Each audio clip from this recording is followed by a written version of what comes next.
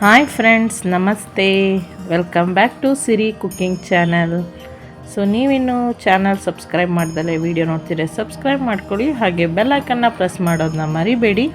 ನಾನು ಹಾಕೋ ಹೊಸ ವಿಡಿಯೋ ನಿಮಗೆ ನೋಟಿಫಿಕೇಷನಲ್ಲಿ ಬರುತ್ತೆ. ಸೊ ನೀವೀಗ ಆಲ್ರೆಡಿ ತಂಬ್ಲೈನಲ್ಲೇ ನೋಡಿರೋ ಹಾಗೆ ಇವತ್ತು ನಾನು ಇನ್ಸ್ಟಂಟಾಗಿ ರಾಗಿ ದೋಸೆ ಯಾವ ರೀತಿ ಮಾಡೋದು ಅಂತ ತೋರಿಸ್ತೀನಿ. ಬನ್ನಿ ನೋಡೋಣ, ವಿಡಿಯೋ ಶುರು ಮಾಡೋಣ ಬನ್ನಿ. ಹಾಗಾದರೆ ಬನ್ನಿ, ಗರಿ ಗರಿಯಾದ ರಾಗಿ ದೋಸೆ ಮಾಡಲಿಕ್ಕೆ ಫಸ್ಟು ನಾನು ಒಂದು ಬೌಲಿಗೆ 2 ಕಪ್ಪಷ್ಟು ರಾಗಿ ಹಿಟ್ಟನ್ನ ತಗೊತಾ ಇದ್ದೀನಿ. ಸೊ ಯಾರ್ಯಾರು ಡಯಟ್ ಕಾನ್ಸಿಯಸ್ ಇರೋರು, ಹಾಗೆ ಶುಗರ್ BP ಪೇಷಂಟ್ಸು ರಾಗಿನ ತಿನ್ನಬೇಕು ಡೈಲಿ ಅಂತ ಡಾಕ್ಟರ್ಸ್ ಹೇಳಿರ್ತಾರಲ್ಲ, ಸೊ ಅಂಥವ್ರು ಯಾವಾಗಲೂ ಮುದ್ದೆ ತಿಂದು ಬೋರ್ ಆಗಿದ್ದರೆ ಇದನ್ನು ಯೂಸ್ ಮಾಡ್ಬೋದು. ಸೊ 2 ಕಪ್ ರಾಗಿಗೆ 1/4 ಕಪ್ಪಷ್ಟು ರವೆ ಹಾಕಿ ನಾನು ನೀಟಾಗಿ ಮಿಕ್ಸ್ ಮಾಡ್ಕೊಂಡಿದ್ದೀನಿ. ಸೊ ಅದಾದಮೇಲೆ ಉಪ್ಪನ್ನ ನಾನು ಲಾಸ್ಟಲ್ಲಿ ಮಿಕ್ಸ್ ಮಾಡ್ಕೊತೀನಿ. ನಾನು ಇದನ್ನು ನೀಟಾಗಿ ಸ್ವಲ್ಪ ನೀರು ಹಾಕಿ ನೀಟಾಗಿ ಮಿಕ್ಸ್ ಮಾಡ್ಕೊಳ್ಳೋಣ.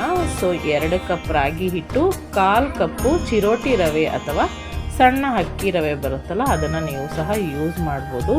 ಸೊ ಇದೇ ರೀತಿ ಸ್ವಲ್ಪ ನೀರು ಹಾಕಿ ನೀವು ಕೈಯಲ್ಲಾದರೂ ಕಲಿಸ್ಬೋದು, ಸ್ಪೂನಲ್ಲಾದರೂ ಕಲಿಸ್ಬೋದು, ಅಥವಾ ಈ ಥರ ಬೀಟಿಂಗ್ ಮಾಡೋ ಅಂಥ ಯಾವುದೇ ಐಟಮ್ ಇದ್ರೂ ಸಹ ನೀವು ಅದನ್ನು ಯೂಸ್ ಮಾಡಿ ನೀಟಾಗಿ ಮಿಕ್ಸ್ ಮಾಡ್ಬೋದು. ಸೊ ಯಾವುದು ಇಲ್ಲ ಅಂದರೆ ಕೈಯಲ್ಲೂ ಸಹ ನೀಟಾಗಿ ಕಲಿಸ್ಬೋದು. ಸೊ ನಾವು ರವೆನ ಹಾಕಿರೋದ್ರಿಂದ ನಾವು ಇದನ್ನು 20 ನಿಮಿಷ ನೆನೆಯೋಕ್ಕೆ ಬಿಡಬೇಕು. ಹಾಗೆ ಸ್ವಲ್ಪ ದೋಸೆ ಕನ್ಸಿಸ್ಟೆನ್ಸಿಗಿಂತ ಸ್ವಲ್ಪ ನೀರು, ಒಂದು ಅರ್ಧ ಗ್ಲಾಸ್ ಅಷ್ಟು ನೀರು ಜಾಸ್ತಿ ಹಾಕಿ, ಯಾಕೆಂದರೆ ನಾವು 20 ಮಿನಿಟ್ಸ್ ಅದನ್ನು ನಾವು ಬಿಡೋದ್ರಿಂದ ಅದು ರವೆ ಹರಳುತ್ತೆ. ಸೊ ನಮಗೆ ದೋಸೆ ಹಿಟ್ಟು ಅದಕ್ಕೆ ಬರುತ್ತೆ. ಸೊ ಒಂದು ಅರ್ಧ ಲೋಟದಷ್ಟು ನೀರು ಜಾಸ್ತಿನೇ ಹಾಕಿ ಈ ಥರ ನೆನೆಯೋಕ್ಕೆ ಬಿಟ್ಬಿಡಿ. 20 to 30 ಮಿನಿಟ್ಸು ನೆನೆಯೋಕ್ಕೆ ಬಿಟ್ಬಿಡಿ. ಈಗ ನೋಡಿ 30 ಮಿನಿಟ್ಸ್ ಗಂಟ ನಾನು ಬಿಟ್ಟಿದ್ದೆ. ಸೊ ನೋಡಿ ಇವಾಗ ರವೆ ಎಲ್ಲ ಏನಾಗಿದೆ ಹರಳ್ಕೊಂಡು ಈ ಥರ ದೋಸೆಯ ಅದಕ್ಕೆ ನೀಟಾಗಿ ಬಂದಿದೆ. ಸೊ ನೀವು ಆಗಲೇ ನೋಡಿರ್ಬೋದಿತ್ತು ಎಷ್ಟು ತೆಳು ಇತ್ತು ಅಂತ. ಈಗ ನೋಡಿ ನೀಟಾಗಿ ದೋಸೆ ಕನ್ಸಿಸ್ಟೆನ್ಸಿ ಬಂದಿದೆ. ಸೊ ಇದನ್ನು ಹಾಗೇ ತಿನ್ನೋದ್ರ ಬದಲು ನಾನು ಇದಕ್ಕೆ ಸ್ವಲ್ಪ ಇಂಗ್ರೀಡಿಯೆಂಟ್ಸ್ ಮಿಕ್ಸ್ ಮಾಡ್ಕೊತಾ ಇದ್ದೀನಿ. ಜೀರಿಗೆ 1 ಟೇಬಲ್ ಸ್ಪೂನು, ಕರ್ಬೇವಿನ ಸೊಪ್ಪು ಚಿಕ್ಕದಾಗಿ ಕಟ್ ಮಾಡಿದ್ದೀನಿ. ಇಲ್ಲಿ ಕಾಳು ಮೆಣಸನ್ನು ನಾನು ಕಲ್ಲಲ್ಲಿ ಹಾಗೆ ಕುಟ್ಟುಬಿಟ್ಟು ಕುಟಾಣಿಯಲ್ಲೇ ಹಾಕಿದ್ದೀನಿ. ನಿಮಗೆ ಕಾಳು ಮೆಣಸು ಬೇಡ ಅಂದರೆ ಹಸಿಮೆಣ್ಸಿನ್ಕಾಯಿನ ಸಹ ಕಟ್ ಮಾಡಿ ಹಾಕ್ಕೋಬೋದು. ಅದೇ ರೀತಿ ನೆಕ್ಸ್ಟು 1 ಕಪ್ಪಷ್ಟು ಕ್ಯಾರೆಟ್, ಹಾಗೆ 1 ಕಪ್ಪಷ್ಟು ಕೊತ್ತಂಬರಿ ಸೊಪ್ಪು. ಈಗ ಇದಕ್ಕೆ ಸ್ವಲ್ಪ ಉಪ್ಪು ಹಾಕಿ, ಆ ನಂತರ ಇದನ್ನು ನಾವು ಇನ್ಸ್ಟಂಟಾಗಿ ಯೂಸ್ ಮಾಡಿರೋದ್ರಿಂದ ಒಂದು ಚಿಟಿಕೆಯಷ್ಟು ಅಡಿಗೆ ಸೋಡಾನ ಹಾಕಿ, ಒಂದು 2 ರಿಂದ 3 ಸ್ಪೂನ್ ಆಗೋಷ್ಟು ನೀರನ್ನ ಹಾಕಿ ನೀಟಾಗಿ ಇದನ್ನು ಮಿಕ್ಸಪ್ ಮಾಡ್ತಾಯಿದ್ದೀನಿ. ಸೊ ನೀವು ಇದಕ್ಕೆ ಬೇಕಿದ್ರೆ ನಿಮಗೆ ಬೇಕಾದಂಥ ತರಕಾರಿಗಳನ್ನ ಬೇಕಿದ್ರೆ ತುರಿದ್ಬಿಟ್ಟು ಹಾಕ್ಬೋದು. ಇದ್ರ ಜೊತೆಗೆ ಬೇಕಿದ್ರೆ ನೀವು ಯಾವುದು ಮೂಲಂಗಿ ಸಹ ತುರಿದು ಹಾಕ್ಬೋದು, ಆಮೇಲೆ ಕ್ಯಾಬೇಜನ್ನ ಹಾಕ್ಬೋದು. ನಿಮಗೆ ಯಾವುದು ಇಷ್ಟ ಅನಿಸುತ್ತೆ ಆ ತರಕಾರಿಗಳನ್ನ ತುರಿದು ಹಾಕಿ.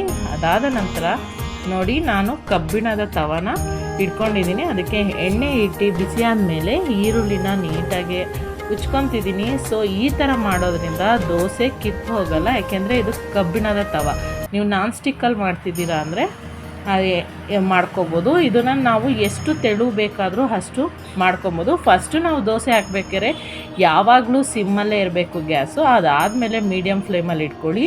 ನಿಮಗೆ ಕ್ರಿಸ್ಪಿ ಆಗಬೇಕು ಅಂದರೆ ಎಷ್ಟು ಬೇಕೋ ಅಷ್ಟು ತೆಳುಗೆ ಮಾಡಿಕೊಂಡು ಮೀಡಿಯಮ್ ಸಿಮ್ಮಲ್ಲಿ ನೀಟಾಗಿ ನೀವು ಬೇಯಿಸ್ಕೊಂಡ್ರೆ ತುಂಬ ಕ್ರಿಸ್ಪಿಯಾಗಿ ಬರುತ್ತೆ. ಸೊ ಅದಾದ ನಂತರ ನಾವು ಒಂದು ಮುಚ್ಚಳ ಮುಚ್ಚಿ ಬೇಯಿಸೋದ್ರಿಂದ ಹಬೆಯಲ್ಲಿ ನೀಟಾಗಿ ರಾಗಿ ಹಿಟ್ಟು ಸ್ವಲ್ಪ ಚೆನ್ನಾಗಿ ಬೇಯುತ್ತೆ.